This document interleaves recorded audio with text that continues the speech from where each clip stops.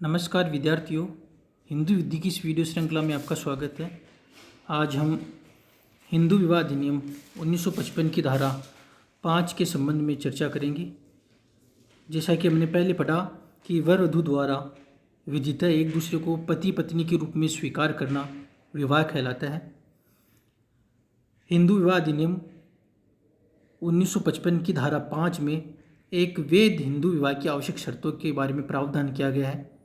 अगर हम इनको संक्षिप्त में देखें तो ये जो 5 शर्तें हैं वो क्रमशः एक विवाह है, स्वस्थ मस्तिष्क, वयस्कता, प्रतिसिद्ध नातेदारी एवं सपिंड नातेदारी के बारे में प्रावधान करती है। हिंदू विवाह अधिनियम 1955 धारा 5 के खंड फर्स्ट के अनुसार विवाह के समय किसी भी पक्षकार की पति या पत्नी जीवित न हो। विवाह के समय कोई भी पक्षकार अस्वस्थ मस्तिष्क नहीं होना चाहिए। जो तीसरी शर्त है वो विवाह के समय वर की आयु 21 वर्ष व वधू की आयु 18 वर्ष होनी चाहिए। चौथी और पांचवी शर्त क्रमशः प्रतिसिद्ध नातेदारी एवं सपिंड नातेदारी के बारे में बताती है कि इन नातेदारियों में विवाह नहीं किया जा सकता। अगर पक्षकार की पति या पत्नी जीवित है और पक्षकार अगर विवाह कर लेता है तो ऐसा विवाह प्रारंभतः शून्य माना जाएगा। और ऐसी विवाह की जो पत्नी होती है वो CRPC की धारा 125 में भरण पोषण का अधिकार भी नहीं रखती, और जो द्विविवाह है उसको IPC के अंतर्गत दंडनीय बताया गया है। और विवाह के समय कोई भी पक्षकार अस्वस्थ मस्तिष्क नहीं होना चाहिए। और जो अस्वस्थ मस्तिष्क अर्थात जो इसकी भी 3 स्थितियां बताई गई है। विवाह का पक्षकार विवाह के समय विवाह के परिणाम समझने में समर्थ हो। यदि विवाह के पक्षकार विवाह के परिणाम को समझते हुए समझ रहे हैं लेकिन संतान उत्पत्ति में असमर्थ है। और किसी भी पक्षकार को उन्मत्तता अथवा पागलपन का दौरा बार बार न पड़ता हो। तीसरी जो महत्वपूर्ण शर्त है वो है विवाह के समय वर की आयु 21 वर्ष व वधू की आयु 18 वर्ष होनी चाहिए। जो बाल विवाह विरोध संशोधन अधिनियम जो 1978 में आया उसमें वर एवं वधू की आयु को 21 एवं 18 कर दिया गया है। यहाँ पर हमें ये बात ध्यान रखनी है कि अगर ये शर्त अगर फुलफिल नहीं होती है और ये आयु प्राप्त करने से पहले अगर पक्षकार विवाहिक स्थिति में बंध जाते हैं तो ऐसा विवाह शून्य नहीं होगा। लेकिन ऐसे विवाह है तो उसको दंडनीय घोषित किया गया है। 2 वर्ष का कठोर कारावास एवं 1 लाख रुपए का जुर्माना या दोनों।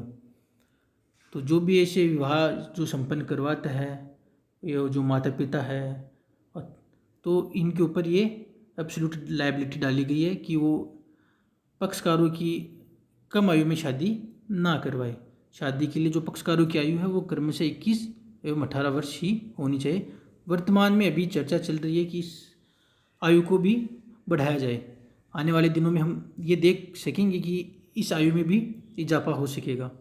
जो दूसरी शर्त थी अस्वस्थ मस्तिष्क, तो इसमें जो विवाह होता है वो शून्य करनी होता है। अर्थात पक्षकार के पास विकल्प होता है कि वो विवाह को शून्य घोषित करवाए या ना करवाए। जो चौथी शर्त है वो विवाह के पक्षकार एक दूसरे की प्रतिसिद्ध नातेदारी में नहीं होनी चाहिए जब तक कि पक्षकारों में ऐसी प्रथा अनुज्ञात नहीं हो। और जो 5वीं जो शर्त है तो विवाह के पक्षकार एक दूसरे की सपिंड नातेदारी में नहीं होनी चाहिए जब तक कि पक्षकारों में ऐसी प्रथा अनुज्ञात नहीं हो। अगर प्रतिसिद्ध नातेदारी अगर प्रथा का अभाव हो और प्रतिसिद्ध नातेदारी में शादी कर लेते हैं तो ऐसी शादी शून्य होती है और ऐसी ही स्थिति सपिंड नातेदारी में। जो प्रतिसिद्ध नातेदारी है वो है कि विवाह के पक्षकार एक दूसरे के परंपरागत अग्र पुरुष नहीं होने चाहिए।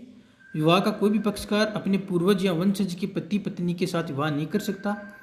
कोई भी व्यक्ति अपने भाई की पत्नी, पिता के भाई की पत्नी, माता के भाई की पत्नी, दादा के भाई की पत्नी, दादी के भाई की पत्नी, नाना के भाई की पत्नी तथा नानी के भाई की पत्नी के साथ विवाह नहीं कर सकता। विवाह के पक्षकार एक दूसरे के भाई बहन नहीं होने चाहिए। 2 भाइयों की संतान नहीं होनी चाहिए, 2 बहनों की संतान नहीं होनी चाहिए, एक भाई व एक बहन की संतान नहीं होनी चाहिए। पक्षकार आपस में चाचा भतीजी, बुआ भतीजा, मौसी भांजा, मामा भांजी इत्यादि संबंधों में नहीं होना चाहिए।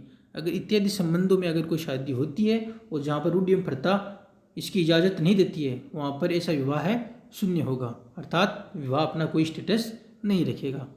जो सपिंड नातेदारी है वो ये होती है कि यदि विवाह के पक्षकारों में किसी भी पक्षकार का माता के माध्यम से 3 पीढ़ी और पिता के माध्यम से 5 पीढ़ी तक कोई पूर्वज है और वही पूर्वज दूसरे पक्षकार का उसकी माता या पिता के माध्यम से जो भी स्थितों का भी पूर्वज है, तो वह पूर्वज दोनों पक्षकारों का सपिंड कहलाएगा और दोनों पक्षकार एक दूसरे के सपिंड कहलाएंगे। ऐसी स्थिति में विवाह के पक्षकार भी एक दूसरे के सपिंड नातेदारी में कहलाते हैं और उनके बीच विवाह नहीं हो सकता जब तक कि प्रथा अनुमति ना दे।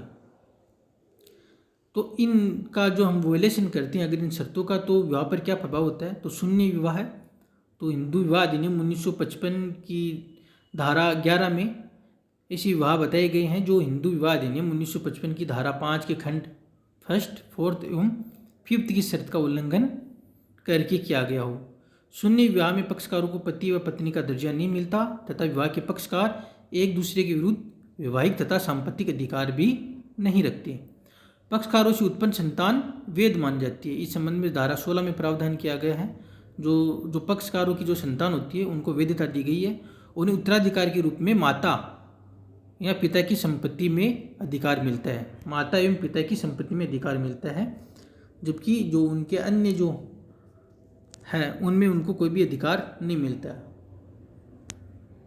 एक शून्य विवाह प्रारंभतः है तथा स्वतः ही शून्य होता है। शून्य विवाह में न्यायालय की आज्ञप्ति आवश्यक नहीं होती और शून्य विवाह के पक्षकार बिना किसी घोषणा के साथ दूसरा विवाह कर सकते हैं, लेकिन ये कंडीशन शून्य करनी विवाह में नहीं होती है। वहाँ पर न्यायालय में जाना पड़ता है, विवाह को शून्य घोषित करवाना पड़ता है, फिर ही पक्षकार स्वतंत्र होंगे दूसरी शादी के लिए। कुछ केस है उनको देख लेते हैं। गुल्ले पिल्ले साविपी राज बनाम बांद्र पावनी एरियस गुल्ले पिल्ले पावनी के बाद में उच्चतम न्यायालय ने यह भी निर्धारित किया कि जहां विवाह विच्छेद का एक पक्षकार हिंदू है और वह अन्य किसी धर्म को मानने वाले से विवाह रचाता है तो ऐसा विवाह प्रारंभतः ही शून्य होगा, क्योंकि हिंदू विवाह अधिनियम की उद्देशिका में यह बात निहित है कि यह अधिनियम दो हिंदुओं के ऊपर लागू होगा, न कि हिंदू एवं गैर हिंदू के मध्य। दलजीत कौर बनाम अमरजीत कौर के बाद में कहा गया कि पति ने विवाह विच्छेद की आज्ञप्ति किए बिना अपना विवाह किसी अन्य स्त्री से इस आधार पर कर लेता है कि उसकी पत्नी उसे छोड़कर किसी अन्य पुरुष के पास पत्नी के रूप में रह रही है। ऐसी स्थिति में पति द्वारा किया दूसरा विवाह शून्य होगा। न्यायालय ने इस वाद में स्पष्ट किया कि पत्नी जारतापूर्वक अपना जीवन व्यतीत कर रही है तो पति के लिए विवाह विच्छेद का आधार हो सकता है, लेकिन इस आधार पर वो अपना दूसरा विवाह नहीं कर सकता है। जब हम हिंदू विवाह में जो विवाह विच्छेद के आधार पढ़ेंगे तो हम शुरुआत में दोषिता का सिद्धांत पढ़ लेंगे, फॉल्ट थ्योरी। तो उसमें अगर कोई पक्षकार अपने वैवाहिक संबंधों में किसी भी तरीके से कोई दोषी होता है, कोई दोषपूर्ण कार्य करता है, तो दूसरे पक्षकार के पास इसके उपचार के रूप में विवाह विच्छेद या आप न्यायिक पृथक्करण के रूप में रेमेडीज रहती है। शून्यकरणीय विवाह, इस अधिनियम की धारा 12 के अनुसार शून्यकरणीय विवाह ऐसी विवाह है जिसमें पक्षकारों को पति पत्नी का दर्जा मिल जाता है जब तक ऐसे विवाह को न्यायालय द्वारा अकृत या शून्य घोषित नहीं करवा लिया जाए, तब तक विवाह मान्य बना रहता है। ऐसे विवाह में पक्षकार पति या पत्नी का दर्जा रखने के साथ साथ वैवाहिक व उत्तराधिकार संबंधी अधिकार भी रखते हैं।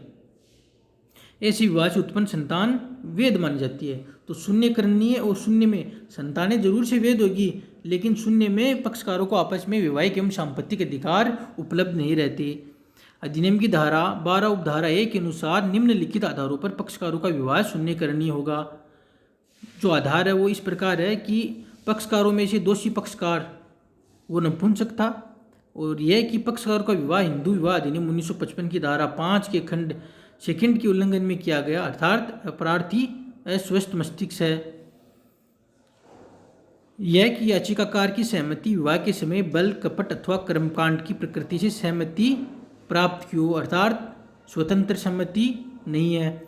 और यह है कि प्रत्युत्तरदात्री विवाह के समय अपनी पति से भिन्न अन्य पुरुष से गर्भवती थी।